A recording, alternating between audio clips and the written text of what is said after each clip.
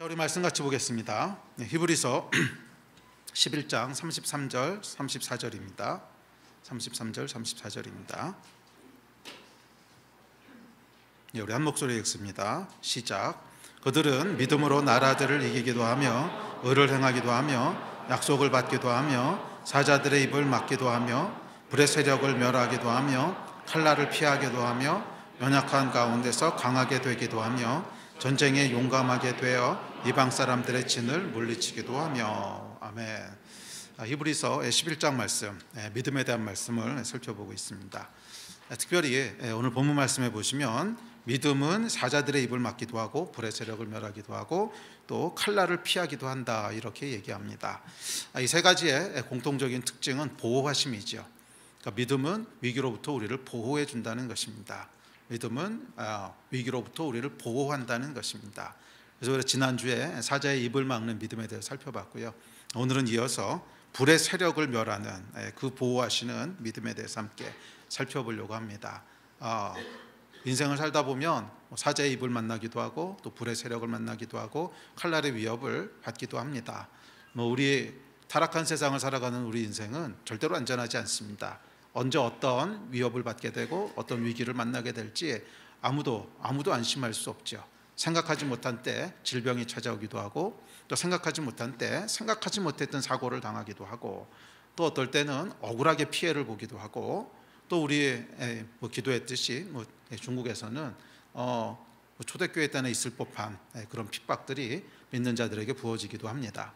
이런 여러 가지 위기 가운데서 성경은 뭐라고 얘기하냐면 세상의 군대와 세상의 힘이 우리를 지켜주는 것이 아니라 하나님께서 우리를 보호하신다고 선포하고 있습니다. 아멘이십니까? 우리의 몸과 영혼을 지키실 수 있는 분은 우리 하나님 한 분뿐이시라는 거예요. 그래서 하나님의 백성들은 이것을 믿어야 된다는 거예요. 이 믿음으로 살아야 된다고 하는 것입니다. 그래서 믿음은 위기 가운데 우리를 지키시는 분이 하나님이시고 하나님께서 어떤 위기 가운데서도 우리를 보호하실 거라고 하는 것을 확신하는 것입니다. 어떤 종류의 위기든지 간에 사자의 입이든 불의 세력이든 또 칼날에 의한 위기든, 그러니까 이 비슷한 말을 3번이나 반복했던 이유가 뭐겠어요? 어떤 종류의 위험에서도, 이런 뜻이지요. 어떤 종류의 위험에서도 우리를 지키시는 분은 하나님이시라는 거예요. 그래서 믿음의 내용은 뭐냐 하면 어떤 종류의 위기 가운데서도 하나님이 우리를 지키신다는 것을 믿는 것입니다. 질병에서 우리를 지키시는 분도 하나님이시고 사고로부터 우리를 보호하시는 분도 하나님이시고 또 원치 않는 핍박과 환난으로부터 우리를 보호하시는 분도 하나님이시라는 것입니다. 이게 믿음이라는 거예요. 아멘. 자, 그래서 오늘은 그 중에서 불의 세력을 멸하는 그 믿음에 대해서 함께 살펴보려고 합니다. 자, 세력이라고 하는 그 단어의 원어를 보면, 헬라어를 보면 듀나미스라고 하는 단어인데 이것은 힘, 권세, 능력 이런 뜻이고요. 멸하다라고 하는 것은 쉬베님이라고 하는 단어인데 끄다, 진압하다, 멈추다 이런 뜻입니다. 그러니까 불의 세력을 멸하다라는 것을 직역을 하면 불의 능력을 껐다 이런 것입니다. 불의 능력을 껐다. 그러니까 불이라고 하는 것은 소멸하는 능력이 있는 거죠. 그래서 소멸하는 능력을 가지고 우리를 다 태우려고 하는데 믿음은 그 불을 꺼버린다는 거예요. 그 불을 꺼버린다고 하는 것입니다. 불에 위협하는 능력을 무력화시켰다고 하는 것이 믿음의 내용입니다. 자, 이 불의 세력부터 우리를 불의 세력부터 보호하는 불을 껐다라고 하는 이 말씀은 다니엘의 세 친구들과 풀무불 사건을 연상시킵니다. 연상시키는 게 아니고 분명히 히브리서 기자는 그 사건을 떠올리면서 이것을 기록했을 것입니다. 다니엘서 3장입니다. 다니엘서 3장 같이 보죠. 시작. 느부갓네살 왕이 금으로 신상을 만들었으니 높이는 60규빗이요 너비는 6규빗이라 이것을 바벨론 지방의 두랍 성지에 세웠더라. 느부갓네살 왕이 사람을 보내어 총독과 수령과 행정관과 모사와 재무관과 재판관과 법률사와 각 지방 모든 관원을 느부갓네살 왕이 세운 신상의 낙성식에 참석하게 하매 이에 총독과 수령과 행정관과 모사와 재무관과 재판관과 법률사와 각 지방 모든 관원이 느부갓네살 왕이 세운 신상의 낙성식에 참석하여 느부갓네살 왕이 세운 신상 앞에 서니라.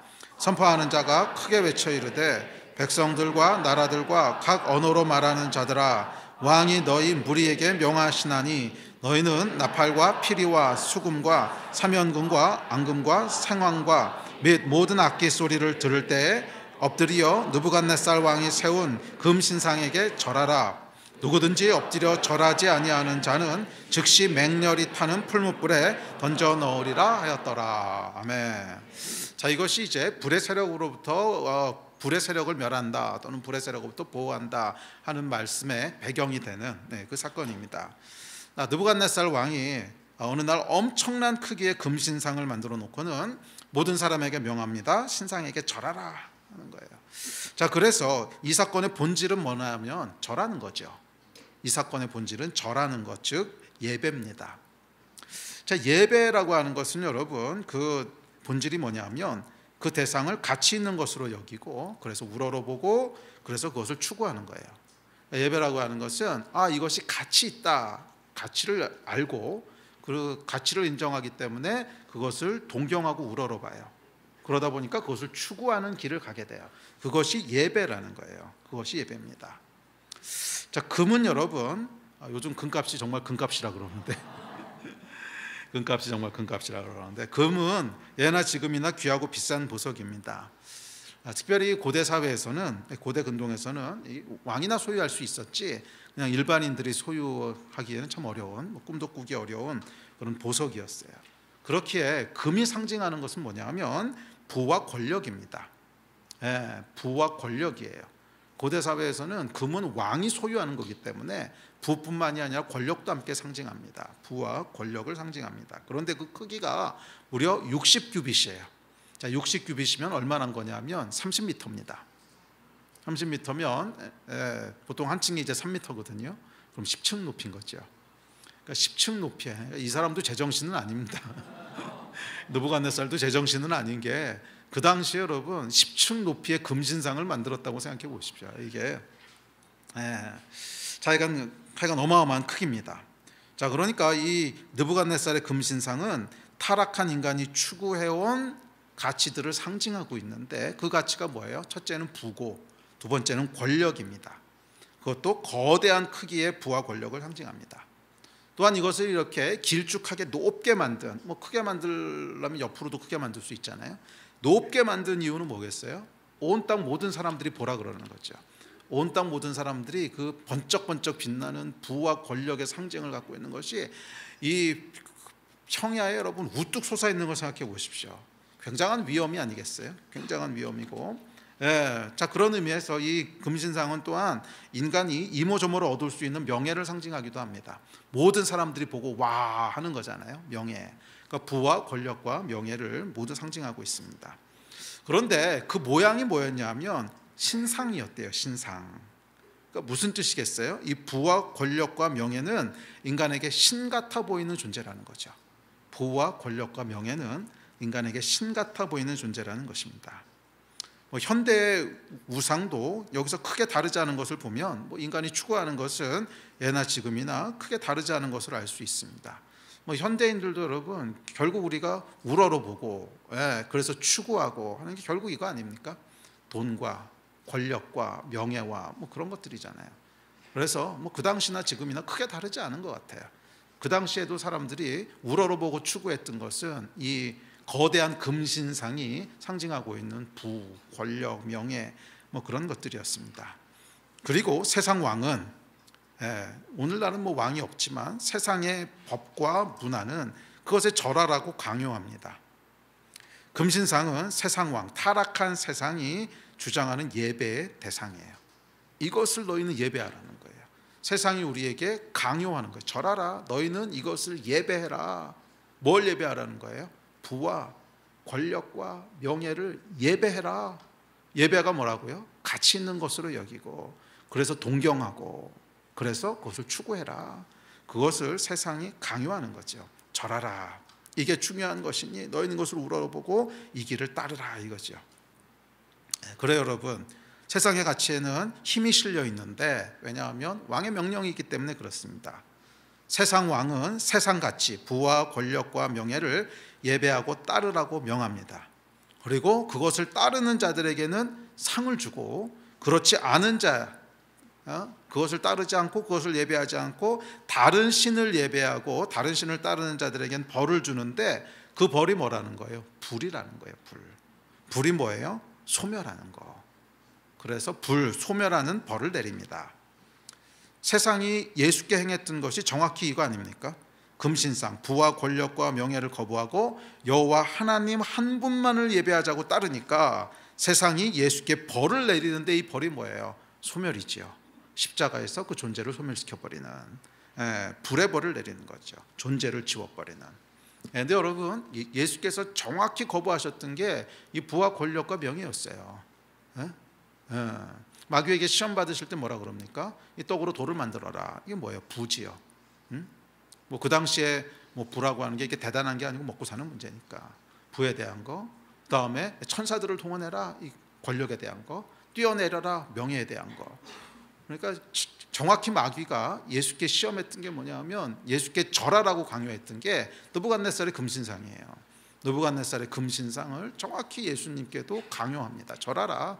너는 부와 권력과 명예에게 절하라. 그러면 내가 상을 줄 것이고. 그러니까 마귀가 뭐라 그래요? 세상 모든 권력을 다 너한테 줄 거야. 상을 줄 것이고 그렇게 하지 않으면 벌을 내릴 텐데 그 벌은 뭐야? 불. 소멸하는 불. 십자가에서 존재를 지워버릴 거야. 그럼 벌을 내린다는 거예요.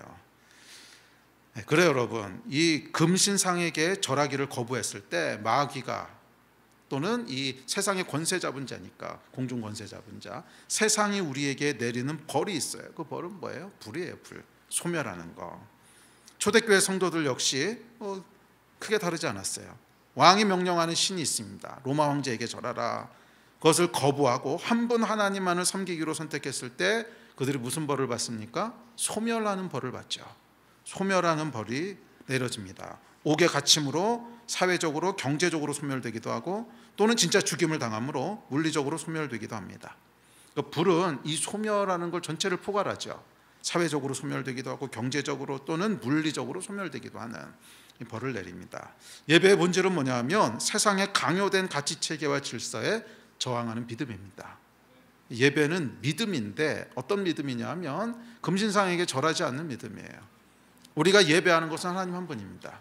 우리가 가치 있다고 여기는 것은 세상의 부도 아니고 권력도 아니고 명예도 아니고 우리가 가치 있다고 여기는 것은 하나님 한 분이시고 우리가 가치 있다고 여기는 것은 하나님의 말씀이고 우리가 따르는 것은 세상 왕의 질서가 아니라 하나님의 질서고 그래서 우리가 예배하는 것은 하나님 한 분입니다. 우리가 예배하는 것은 하나님 한 분입니다. 이 믿음이 세상의 이 느부갓네살의 금신상을 거부하고 저항하는 믿음이 예배라는 거예요.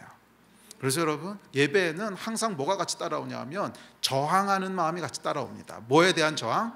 세상 신에 대한 저항. 느부갓네살의 금신상에 대한 저항.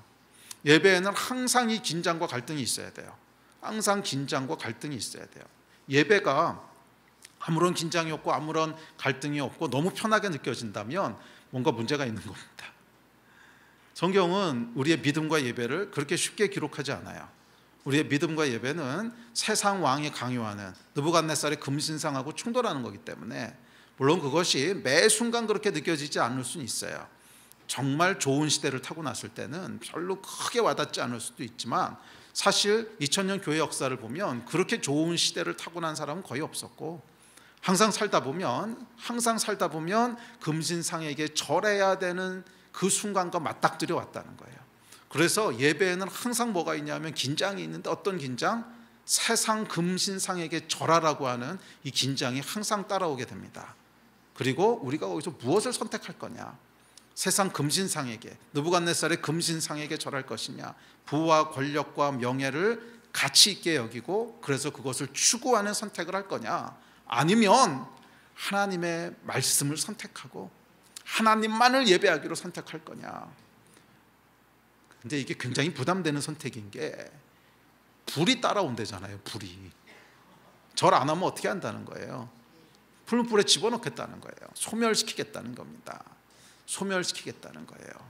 뭐 현대 사회에서 뭐 그 당시처럼 진짜 풀무불에다 집어넣지는 않겠지만 우리가 이 사회를 제대로 살아갈 수 없도록 사회적으로, 경제적으로 뭐 여러 가지 부분에서 우리를 소멸시켜 버리겠다고 위협하는 거죠.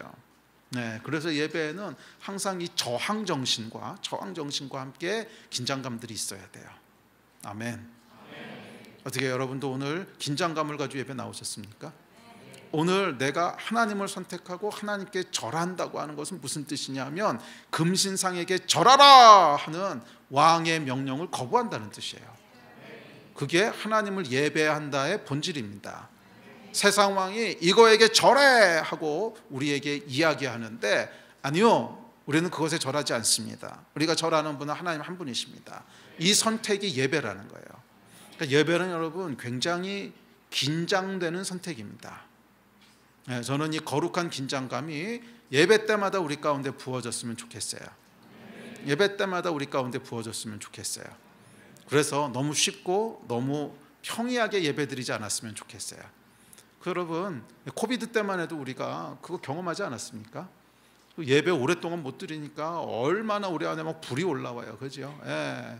제가 지금도 기억하는데 뭐 새벽역이 지나다 보니까 몇몇 성도들이 이거 들어오지 못하고 예배다 문 닫았으니까 이 벽돌 붙잡고 막 울더라고, 예배하게 해달라고.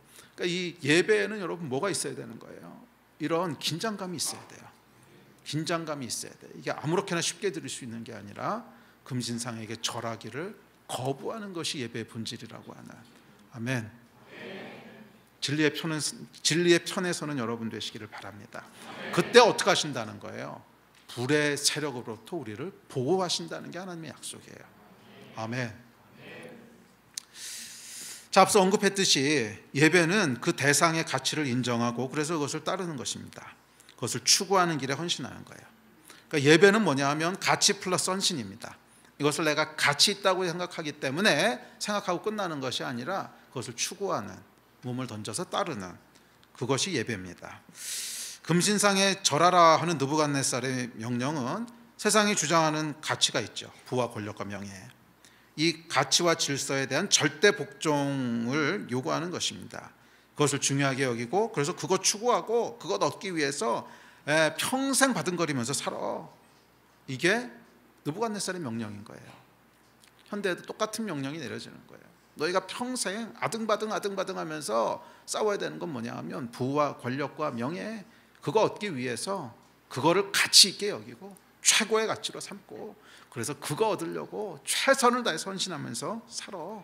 다른 사람 다 그렇게 살아. 이것에 복종 안 하면, 절 안 하면 어떻게 하겠다는 거예요?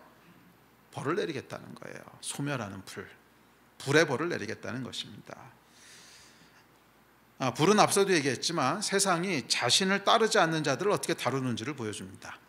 그것은 물리적인 파괴를 의미하기도 하지만 이제 앞서 얘기했듯이 사회적인 소멸 또는 경제적인 박탈, 관계 단절 같은 것들을 함축합니다. 소멸이라는 게 그런 거죠.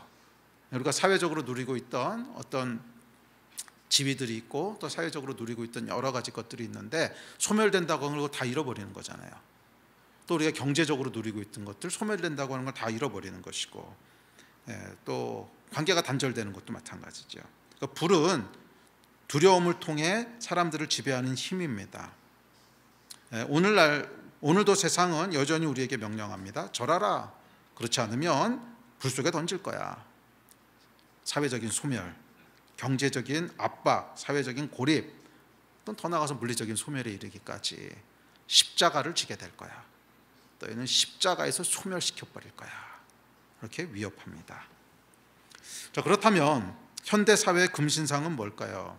현대사회의 금신상은 앞서도 얘기했지만 더 이상 금으로 만든 그런 10m짜리 큰 그런 뭐 정신 나간 신상은 아닙니다. 현대사회의 금신상은 앞서도 얘기했던 이제 그런 것들인데 미디어나 광고나 교육, 정책, 문화 속에 스며들어서 우리에게 자연스럽게 느껴지는 어떤 가치들이에요. 이게 중요하구나.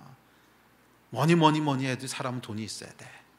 그런 거잖아요. 미디어, 광고, 교육, 정책, 문화 살다 보면 돈이 없으면 사람은 사람답게 못 살아. 이런 가치들을 주입하죠.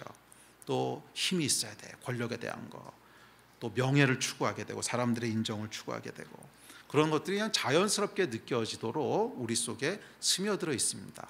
그러니까 오늘날 금신상, 부와 권력과 명예에 대한 것들에 절하라 하는 느부갓네살의 명령은 그때처럼 이렇게 왕의 목소리로 선포되는 것이 아니라 미디어나 광고나 뭐 아니면 문화, 교육 그런 것들을 통해서 어느 순간 우리한테 강요하고 있는 거예요. 어느 순간 우리에게 강요하고 있는 거예요. 그게 중요하다는 걸 주입시키고 그것을 추구하면서 살지 않으면 우린 도태될 거야. 우리만 그렇게 살지 않으면 우리 이 사회에서 살아남지 못할 거야. 왕의 목소리는 다양한 경로를 통해서 우리에게 오늘날도 선포되고 있습니다. 그래서 성공과 돈과 인기, 그 다음에 대세, 또 성적 자기 결정권, 절대 진리를 부정하는 진리의 상대와 등과 같은 세상 가치들을 계속 우리에게 강요하는 거죠. 계속 강요합니다. 예를 들어 직장에서는 쓸모, 성과로 사람들의 가치를 판단하는 진화론적 인간관, 이게 우리에게 계속 강요되고 있는 가치들이죠. 쓸모 있는 인간이 돼야 돼. 경쟁력 있는 인간이 돼야 돼. 그게 좋은 거야. 가치 있는 거야. 강요하고. 또 학교에서는 진화론과 동성애를 강요하는 문화 막시즘이 우리를 강요하고 있고, 또 경제 측면에서는 돈이 곧 신인 황금만능주의가, 또 사회적 측면에서는 사회적 다수의 가치관을 강요하는 대세 또는 여론몰이, 이런 것들이, 또 종교적 측면에서는 절대 진리는 없다는 그런 포스트 모더니즘적인 다원주의가, 또 개인적 측면에서는 내가 곧 세상의 중심이라고 하는 인본주의가 우리에게 절할 것을 강요합니다. 이런 것에 절하지 않으면 넌 이 사회에서 도태돼. 다들 그거 바라보고 미친 듯이 달려가고 있는데 그게 뭐예요? 예배하는 거잖아요. 다들 그거 예배하고 있는데 너만 그거 예배 안 하고 다른 거 예배하고 있으면, 다른 데 절하고 있으면, 다른 길로 달려가고 있으면 너는 지는 거야. 너는 도태되는 거야. 너는 루저가 되는 거야. 소멸될 거라고 이야기합니다. 오늘날도 세상 왕 느부갓네살은 우리에게 그가 만든 금신상에 절할 것을 굉장히 다양한 경로를 통해서, 이 왕의 목소리가 계속 들려옵니다. 굉장히 다양한 경로를 통해서, 미디어를 통해서, 문화를 통해서, 교육을 통해서, 분위기를 통해서, 사람들의 얘기를 통해서 계속 왕의 목소리들이 끊이지 않는 메아리처럼 우리 주변을 맴돌고 있어요. 어쩌면 이때가 차라리 속편했어. 그냥 느부갓네살 얘기 한 번만 들으면 되는데 지금은 매 순간 계속 우리의 귀를 때리고 있는 것이 이 느부갓네살의 명령 아닙니까? 절해. 하루에도 수만 번씩. 자, 그게 우리가 서 있는 현실입니다. 절하지 않으면 어떻게 한다고요? 불. 그렇죠. 소멸하는 불에 던진다는 거예요. 직장에서 성과를 내지 못하거나 아니면 기독교적인 가치를 너무 강하게 고수하면 어떻게 해요? 그럼 이 금신상에게 절하지 않는 거죠. 그러면 취업이나 승진에서 불이익을 당하게 되고 그럼 실패자로 낙인 찍히게 됩니다. 또 학교나 학교에서 기독교 복음을 얘기하면 극단적이란 말을 듣고 또 자신들과 다르다는 이유로 관계적인 단절을, 또 고립을 경험하기도 합니다. 또 경제적으로는 어때요? 성경적 가치관을 정말 그대로 지키려고 하다 보면 손해보는 일들이 생깁니다. 그렇죠. 성경적 가치관을 그대로 지키려고 하다 보면 당연히 손해보는 일이 생기고, 또 장사하는 분들은 손님을 잃기도 하고, 대박은 주말에 나는데 주일날 문 안 열면 손해보겠죠. 그래서 망하기도 합니다. 그러면 어떻게 돼요? 빈곤이라는 경제적 소멸의 불 속에 던져질 수도 있고요. 또 사회적 측면에서는 기독교적인 가치를 표명했을 때 꼰대다, 독선적이다, 혐오다, 또 어떨 땐 극우 세력이다, 그렇게 몰리는 사회적인 소멸을 경험하기도 합니다. 종교적 측면에서는 복음을 전하거나 믿음을 고수하면 종교를 강요하고 자신의 생각을 굽히지 않는 또라이 또는 고집불통이다, 이런 관계의 단절이라고 하는 개인적인 소멸을 경험하기도 합니다. 오늘날도 여러분 세상 왕은 똑같이 말합니다. 절하라. 금신상에게 절하라. 그렇지 않으면 소멸하는 불로 심판하리라. 사실 여러분, 소멸하는 불로 심판하는 것은요, 하나님만 하시는 일입니다. 성경은 이렇게 기록합니다. 시작. 우리 하나님은 소멸하는 불이심이라. 맞아요. 소멸하는 불은 하나님 한 분밖에 없으신데 지가 하나님인 척하는 거예요. 느부갓네살 왕은 지가 하나님인 척하는 겁니다. 마치 우리를 소멸할 것처럼 말합니다. 사실 여러분, 세상이 소멸할 수 있는 것은 우리 몸뿐이고요, 우리 영혼은 소멸하지 못한대요. 다음 절 이렇게 얘기합니다. 시작. 몸은 죽여도 영혼은 능히 죽이지 못하는 자들을 두려워하지 말고 오직 몸과 영혼을 능히 지옥에 멸할 수 있는 이를 두려워하라. 그러니까 우리를 진짜로 멸하실 수 있는 분은 누구예요? 하나님뿐이시라는 거예요. 우리의 영혼을 멸하실 수 있는 분은 하나님뿐이시고 세상 느부갓네살 왕은 영혼을 멸할 수 있는 존재가 아니라는 거예요. 그냥 우리의 몸만 힘들게 하고 우리의 몸만 멸할 수 있는 뿐인데, 성경은 뭐라 그래요? 그거를 두려워하면 안 되고 너희의 몸과 영혼을 같이 멸할 수 있는 존재를 두려워하라는 거예요. 그분이 우리 하나님이신 줄 믿습니다. 아멘. 자, 그렇다면 금신상에게 절할 것을 강요하는 불의 세력, 세상 권력은 어디서부터 올까? 궁극적으로 여러분, 금신상에게 절하라 하는 것을 강요하는 것은 왕의 권력으로부터 왔죠. 왕의 힘으로부터 왔습니다. 그렇다면 현재는 그것을 강제하는 힘은 뭔가는? 그것은 궁극적으로는 공중권세 잡은 자, 세상의 권세를 붙잡고 있는 마귀에서부터 오는 거예요. 궁극적으로는 마귀에서부터 오는 겁니다. 그런데 그것이 여러 가지 모습으로, 여러 가지 통로로 우리에게 힘을 행사합니다. 첫 번째는 뭐가 있냐면 경제 권력이, 정치 권력이 있어요. 마귀는요, 때로는, 아니야, 많은 경우는 법과 제도를 통한 정치 권력을 통해서 금신상에게 절할 것을 강요합니다. 2000년 교회 역사를 보면 본격적인 핍박과 본격적인 억압이 있었을 때는 항상 정치 권력이 있었어요. 그러니까 이 나머지 것들은 뭐 경제, 문화, 교육 이런 것들은 그래도 선택의 여지가 있어요. 그래도 선택의 여지가 있고 우리가 거기서 좀 비벼볼 여지가 있는데, 이 정치라고 하는 권력은요, 비벼볼 여지가 없어요. 그냥 그 힘을 마귀가 사용하기 시작하면 바로 소멸입니다. 비벼볼 수 있는 건덕지가 별로 없어요. 그래서 2000년 교회 역사를 보면 항상 교회에 대한 대대적인 핍박이 일어났을 때는 이 권력이 발휘가 돼요. 그러니까 마귀가 이 권력을 발휘하기 시작합니다. 그런데 이 정치 권력은 여러분 막을 수 있을 때 막아야 되는 거예요. 막을 수 있을 때 막아야 돼요. 이 정치 권력이라고 하는 것은 결국 법제화를 통해서 권력화가 되는데, 이 법제화라고 하는 것은 많은 사람들이 그게 동의했기 때문에 법이 되는 거거든요. 많은 경우 크리스천들도 그게 뭐가 뭔지 모르고 동의를 했기 때문에, 그래서 법이라고 하는 힘이 생기게 돼요. 그래서 이건 여러분, 이 권력이 권력으로 형성되기 전에 하여간 막아야 돼요. 그걸 막지 않으면 어떻게 됩니까? 저와 여러분이 이제 풀무불에 들어가야 되는 거죠. 그래서 오랫동안 한국교회에서도 이 포괄적 차별금지법에 대해서 막고 있죠. 근데 이것뿐만 아니라 하여간 악법들에 대해서는 우리가 계속 깨어서 그걸 위해 기도해야 되고, 그런 법들이 세워지지 않도록 막아야 될 책임이 있습니다. 막아야 될 책임이 있어요. 단순히 우리의 생존을 위해서뿐만 아니라 하나님께서 기뻐하시는 나라가 되어야지, 하나님이 진노하시거나 근심하시는 나라가 되게 둘 수는 없잖아요.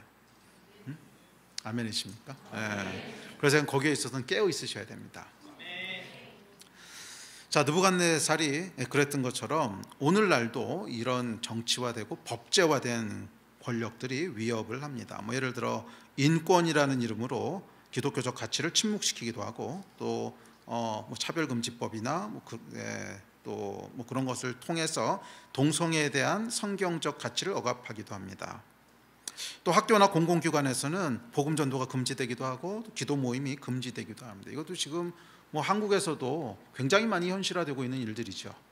옛날에는 이건 중국이나 뭐 아니면 미국에 조금 이렇게 그런 도시들이 있는 뭐 캘리포니아라든지 뉴욕이라든지 이런 데서나 일어나는 일이라고 생각했지만, 지금은 그렇지도 않아요. 우리나라도 비슷합니다. 우리나라도 얼마나 빨리 따라가고 있는지 굉장히 비슷합니다. 복음 전도 금지, 또 기도 모임 금지, 뭐 이런 것들을 통해서 불의 힘을 발휘합니다. 지금 아마 이전보다도 이게 훨씬 더 피부에 많이 와닿고 있는 시대죠. 그런 시대를 우리가 통과하고 있습니다. 또 경제 권력도 있습니다. 뭐 이 시대에 아주 강력한 힘 중에 하나는 돈이죠. 물질 중심의 성공주의는 돈을 최우선 가치를 두게 하고 그것에 절하게 합니다. 사실 우리 돈에게 계속 절하게 하지 않습니까? 계속 돈에게 절하라는, 신앙보다는 돈과 커리어를 중심으로 인생을 설계하고, 여기 젊은이들 무엇을 중심으로 여러분들의 인생을 설계하고 계세요? 나는 이러이러한 대학을 갈 것이고 그 대학을 졸업하신 분들은 나는 이러이러한 미래를 그릴 것이고 이러이러한 커리어를 쌓아갈 거야. 그 중심에 뭐가 있어요? 솔직하게 얘기해. 에? 한 명은 금신상에게 절 안 했어. 오케이. 네, 여러분, 이게 참 슬프게도 크리스찬이나 넌 크리스찬이나 크게 다르지 않잖아요. 커리어를 쌓아나갈 때 보면 어떻게 하면 내가 성공할 수 있고 어떻게 하면 돈을 더 많이 벌 수 있고 어떻게 하면 내가 더 결국 그것을 중심으로 우리의 미래와 커리어를 설계합니다. 그렇다면 여러분, 그 본질이 뭐예요? 내가 무엇에게 절하고 무엇에게 예배하고 있는 거죠? 그래서 뭐 크리스찬은 다 거지처럼 살아라 이런 건 아니지만 기본적으로 여러분, 우리가 무엇을 중심으로 인생을 설계해야 돼요? 나를 향한 하나님의 계획이 뭐지? 나는 어떻게 부르심을 받았지? 그래서 하나님께 절하며 그 길을 가다 보니까 거기서 뭐 부가 주어지기도 하고 또 뭐 성공하기도 하고 그건 오케이, 그렇게 되는 건 좋습니다. 하지만 내가 무엇을 중심으로 인생을 설계하고 있냐고, 무엇을 중심으로 인생을 설계하고 있냐는 거죠. 그래서 사실 돈이라는 것 앞에서는 하나님을 중심으로 인생을 설계한다고 하는 것이 조금 그 책임 없는 말처럼 들리고, 교회에서조차 신앙도 좋지만 돈 없으면 무시당해, 그런 분위기가 팽배합니다. 그래서 어쩌면 우리는 교회에서조차도 금신상에게 절하고 있는지 모릅니다. 불 속에 던져질 것을 두려워하기 때문에. 문화 미디어 권력도 있습니다. 우리가 보고 듣는 모든 컨텐츠가 금신상에게 금신상이 말하는 가치를 전달하고 있어요. 뭐 드라마, 예능, 광고, 영화에서 반복되는 세계관은 다 뭐예요? 자기 만족, 성적인 방종, 인본주의적인 인권, 돈의 위력, 뭐 이런 것들이에요. 그리고 SNS는 기독교인과 목회자에 대한 편견과 조롱으로 가득하고, 또 예수 믿는 사람들을 이상한 사람으로 몰아가는 프레임이 넘칩니다. 드라마나 영화 같은 데 보면, 저는 이제 뭐 드라마나 영화 별로 이제 보지도 않지만 보다가 딱 그런 장면이 나오면은 그냥 꺼버립니다. 화가 나가지고서.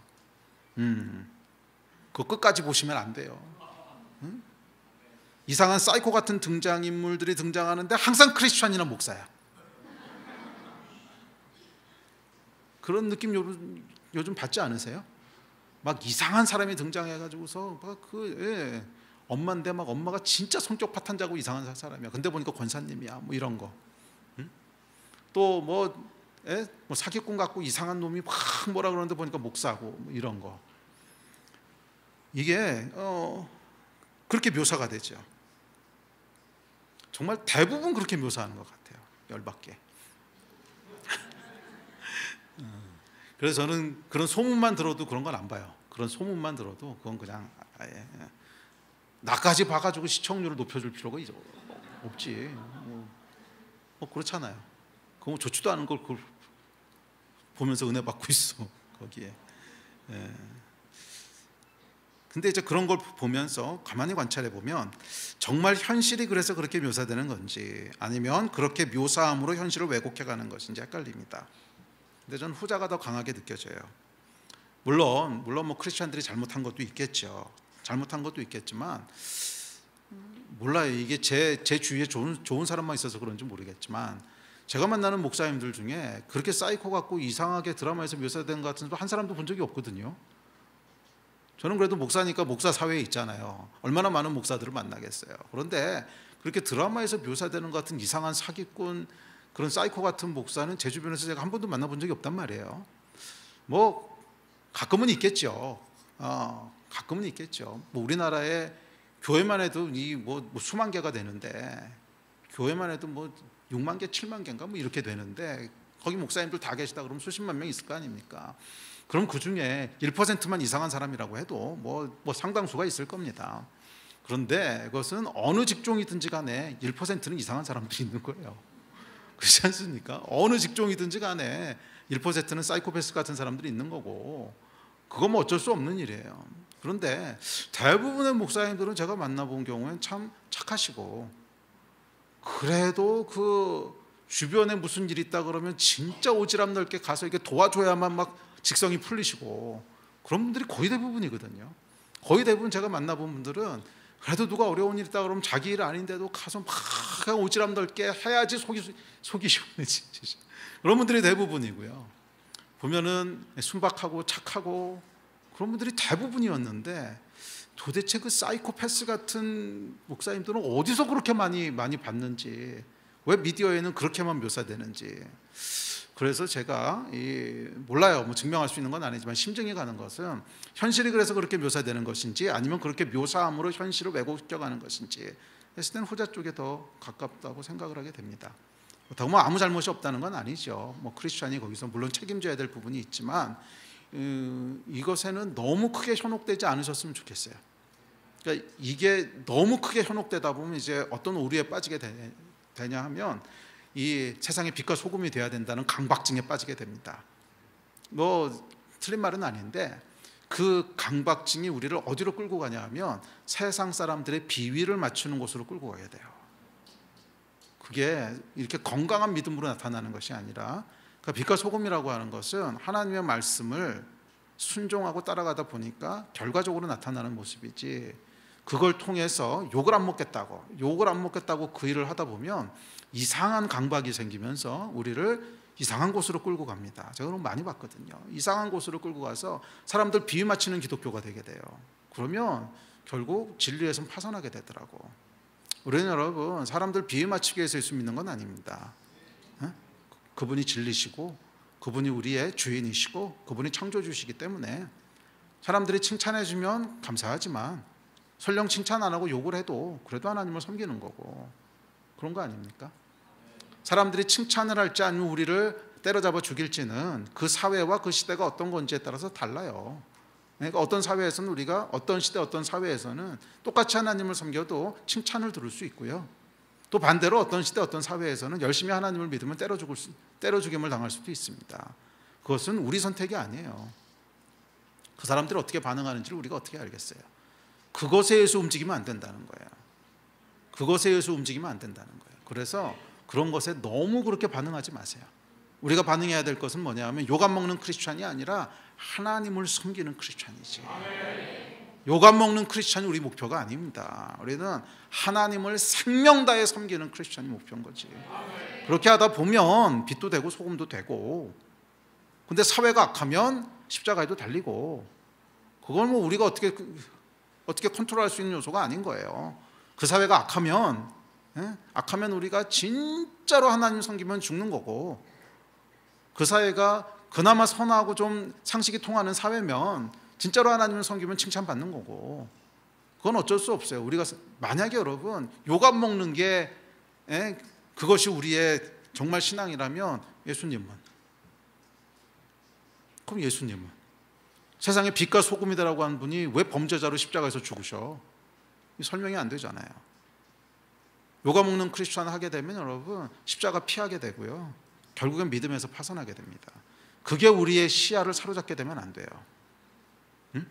물론 우리가 잘못한 것에 대해서는 회개하고 돌이켜야겠지만 그게 우리의 목표는 아니라는 거예요. 근데 이게 특별히 젊은 사람들 같은 경우에는 직장에서 치이죠.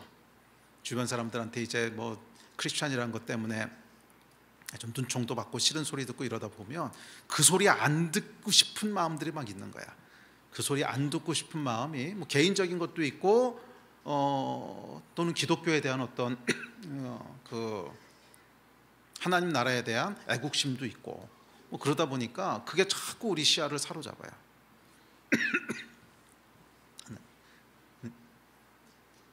예수님을 바라보십시오. 진짜 하나님 섬겼더니 칭찬받고 빛과 소금이 되신 게 아니고 십자가에서 죽으셨어요. 그러니까 세상의 반응이 어떻게 올지는 우리가 정할 수 있는 게 아니라는 거예요. 우리는 이런 반응이 오든 저런 반응이 오든 나는 하나님 섬깁니다. 나의 유일한 기준은 하나님이시고, 세상이 뭐라 그래도 난 하나님 앞에 절하는 거고, 세상에서 프레셔를 줬기 때문에 내가 이런 선택을 하는 것이 아니라, 세상에서 눈치 보기 때문에 정직한 것이 아니라 하나님이 거짓말하지 말라 그러셨으니까 정직한 거고, 그거 붙잡으셔야 돼요. 사람들 눈치 보는 삶을 사시면 안 됩니다. 하나님 앞에서 사셔야지. 아멘. 이거 분명히 합시다. 믿음은 하나님 앞에서 살아가는 거지 세상에 보여주는 삶이 아닙니다. 그건 그냥 우리의 본질이 그렇기 때문에 보여지는 거예요. 본질이 그렇기 때문에 보여지는 거지 보여주려고 사는 게 아니라는 거예요. 이거 달라요. 이거 완전히 달라요. 보여주려고 사는 사람은요 반드시 믿음 타협하게 돼요. 제 오랜 경험에 의하면 그래요. 그 길 가시면 안 돼요. 처음엔 헷갈려요. 아 그렇지, 크리스찬이 모범이 돼야지. 좋은 의도에서 시작해요. 교회가 욕먹으면 안 되지. 좋은 의도에서 성공 시작하는데 이렇게 시작하는 사람은 다 넘어져요. 이거 다 넘어져요. 그리로 가면 안 돼요. 왜? 세상이 약하거든. 세상이 약하거든. 하나님 앞에 삽니다. 나는 세상이 보든 보지 않든 세상이 욕하든 칭찬하든 나는 하나님 앞에 삽니다. 나는 하나님 앞에 살아가는 존재입니다. 내가 절할 분은 하나님 한 분이십니다. 이거 붙잡고 살아야 되는 거예요. 아멘. 그렇게 승리하는 여러분 되시기를 주의 이름으로 축원합니다. 자, 또한 마귀는 교육과 학문, 철학을 이용해서 우리 아이들을 어릴 때부터 세상의 금신상이 주는 가치를 추구하게 만들기도 합니다. 그게 과학적인 거고 합리적이야, 정의로운 거야, 그렇게 배우게 하는 시스템을 구축하죠. 예를 들어서 진화론 중심의 교육은 창조신앙을 사이비처럼 취급하게 하고, 옳고 그름은 각자가 결정하는 것이라는 상대주의적 윤리관은 성경의 절대성을 믿는 크리스찬을 이상한 사람처럼 몰아가기도 합니다. 또 동성애를 비롯한 진보적인 성교육은 기독교적 가치를 위협하고 해체합니다. 그런 고리타분한 걸 아직도 믿고 있어. 이 힘은 이 지식을 따르라, 아니면 사회적인 소멸이 너를 기다리고 있어. 이 지식 따라가지 않으면 너 세상에서 도태되는 거야. 아무데도 못 껴. 이런 위협을 우리에게 가하는 거죠. 그러니까 이 교육도 참 무섭습니다. 어렸을 때부터 그렇게 계속 교육받고 자라면요, 나이가 들었을 때 이게 참 두렵지요. 그걸 벗어난다고 하는 것이 마치 죽음처럼 느껴지고 정말 불 속에 들어가는 것 같이 느껴집니다. 또 때로는 정서적이고 심리적인 권력을 마귀가 이용하기도 합니다.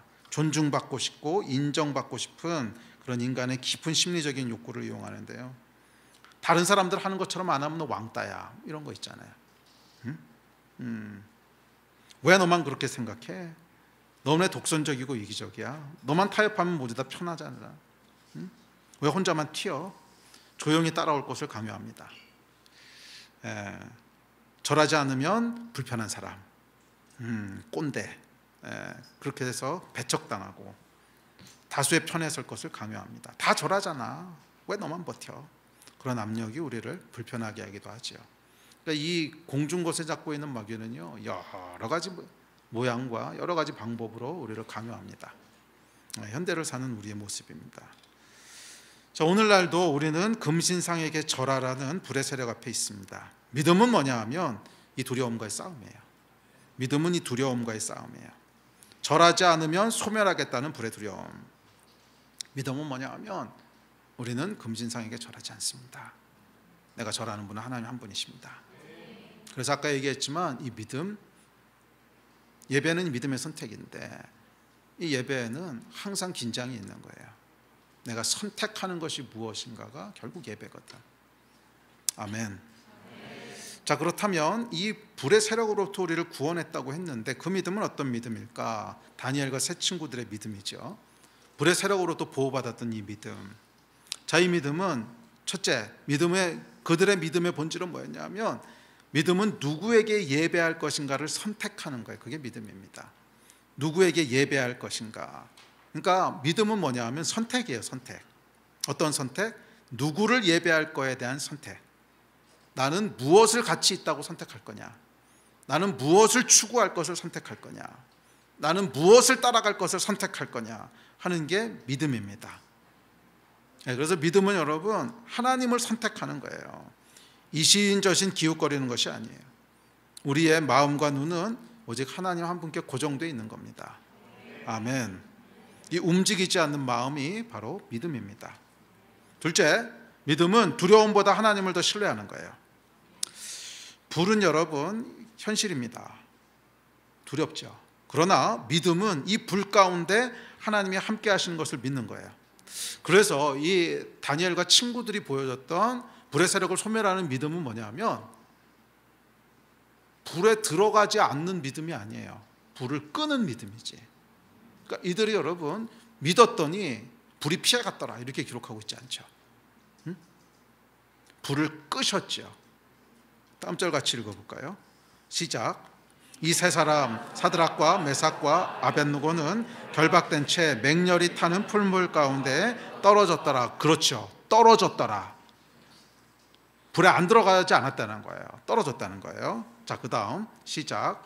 그때 느부갓네살 왕이 놀라 급히 일어나서 모사들에게 물어 이르되 우리가 결박하여 불 가운데 던진 자는 세 사람이 아니었느냐 하니 그들이 왕에게 대답하여 이르되 왕이여 올소이다 하더라. 왕이 또 말하여 이르되 내가 보니 결박되지 아니한 네 사람이 불 가운데로 다니는데 상하지도 아니하였고 그 넷째의 모양은 신들의 아들과 같도다 하고. 아멘.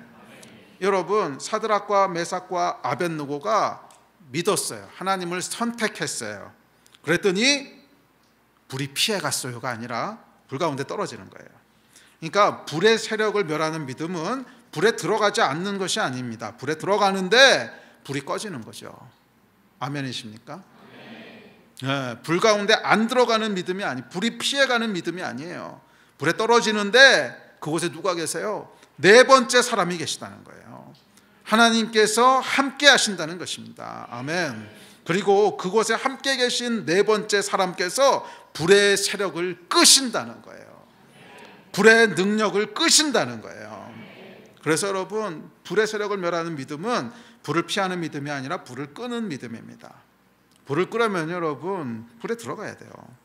불을 피해서는 불을 끌 수가 없습니다.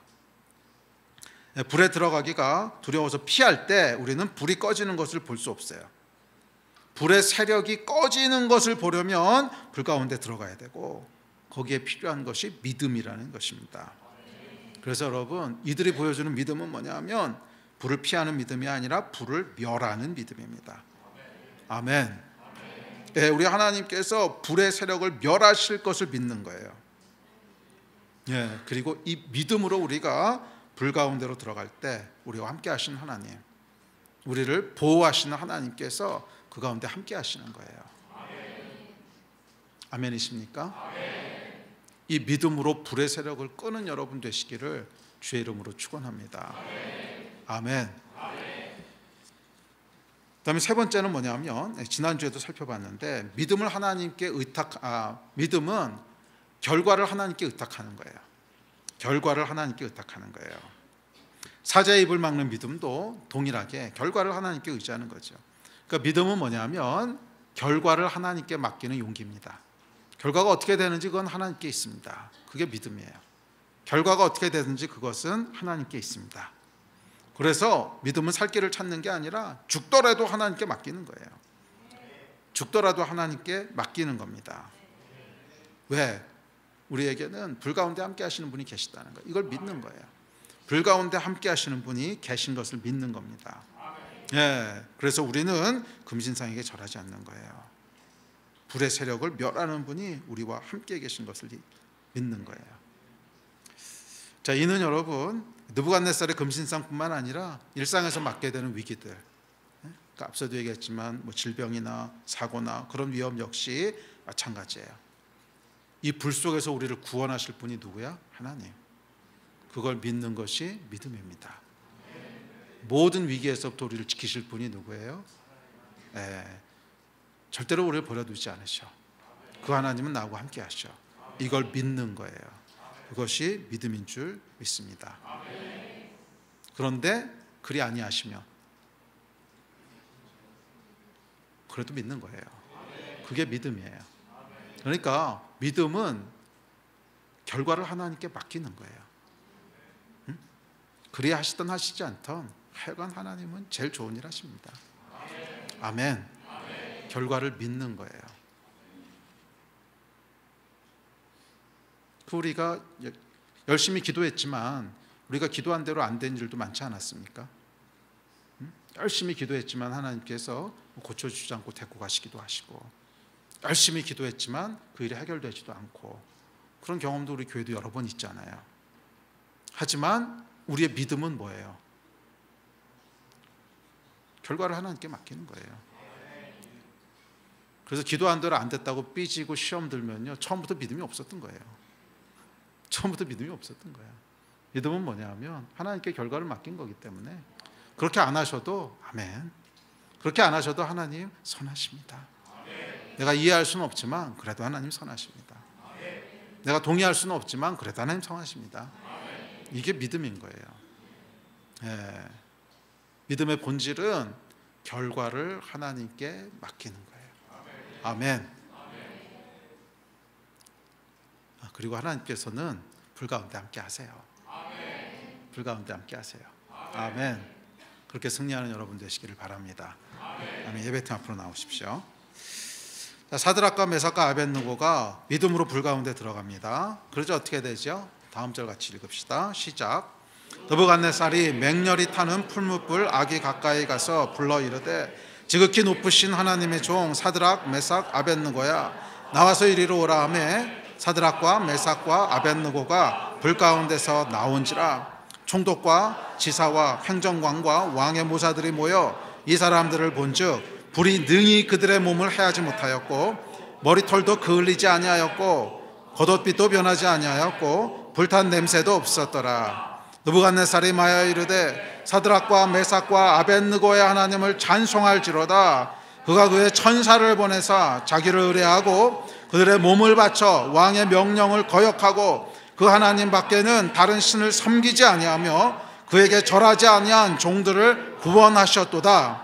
그러므로 내가 이제 조서를 내리노니 각 백성과 각 나라와 각 언어를 말하는 자가 모두 사드락과 메삭과 아벳느고의 하나님께 경소히 말하거든 그 몸을 쪼개고 그 집을 걸음터로 삼을지니 이는 이같이 사람을 구원할 다른 신이 없음이라 하더라. 왕이 드디어 사드락과 메삭과 아벳느고를 바벨론 지방에서 더욱 높이니라. 아멘. 이게 우리의 마지막 모습이 될 겁니다. 이게 우리의 마지막 모습이 될 겁니다. 왕이 사드락과 메삭과 아벳느고를 바벨론 지방에서 더욱 높이니라. 불 가운데로 들어가서 불이 꺼지는 것을 경험하고 나온 사람은 하나님께서 높이신다는 거예요. 하나님께서 높이신다는 거예요. 이게 우리의 마지막 모습이 될 줄 믿습니다. 불이 능히 우리 몸을 해하지 못하고 머리털도 그을리지 못하고 불탄 냄새조차 없을 것입니다. 할렐루야. 하나님을 찬송할지로다. 여호와를 의뢰하고 몸을 바쳐 왕의 명령을 거역하며 그 하나님 밖에는 다른 신을 섬기지 아니하며 그에게 절하지 아니한 종들을 그가 천사를 보내 구원하셨도다. 할렐루야. 사드락과 메삭과 아벳느고의 하나님을 찬송할지어다. 그분께서 우리를 더욱 높이실 것이니라. 아멘. 이것이 여러분 믿음의 사람들의 마지막 모습이 될 겁니다. 불 속에 안 들어가는 것이 아니라, 맞아요, 불 속에 들어가요. 그러나 그곳에서 하나님이 옷도 그을리지 않고 불탄 냄새도 나지 않게 보호하시는, 불을 통과하고 나온 사람들이 있는데, 이 믿음으로 인하여 하나님께서 그들을 더욱 높이신다는 거예요. 그들을 더욱 높이신다는 거예요. 세상으로 하나님을 보게 하고 여호와 하나님을 찬송할지어다 외치게 한다고 말합니다. 이게 우리의 운명입니다. 그렇게 되시기를 주의 이름으로 축원합니다. 그러나 그리 아니하실지라도 우리는 금신상에게 절하지 않을 겁니다. 그리 아니하실지라도 나의 하나님은 여호와 하나님 한 분뿐이시기 때문입니다. 그리 아니하실지라도 내가 섬기고, 그리 아니하실지라도 내가 절할 분은 여호와 하나님 한 분뿐이십니다. 세상에 여러분 외치고 담대하게 말하십시오. 우리 하나님이 나를 보호하시고 불 속에서 건지실 것입니다. 그러나 그리 아니하실지라도 내가 섬길 분은 한 분입니다. 내가 섬길 분은 한 분이십니다. 나의 왕은 영원히 한 분이십니다. 여호와 하나님. 그게 우리의 믿음이죠. 이게 우리의 예배입니다. 내가 섬길 분은 지금도 그리고 앞으로도 영원토록 그분 한 분입니다. 이것이 우리의 고백인 줄 믿습니다. 아멘. 자리에서 일어나서 같이 기도합시다.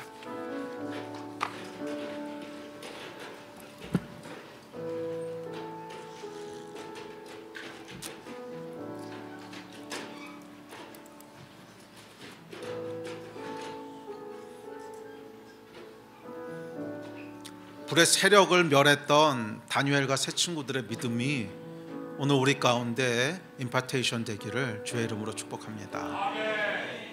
우리가 절할 분은 하나님 분이십니다. 세상에 절하지도 않을 것이고 세상에 눈치 보지도 않을 겁니다. 우리는 그냥 하나님만 바라보고 앞으로 갈 겁니다. 그분만 예배하고 앞으로 갈 겁니다.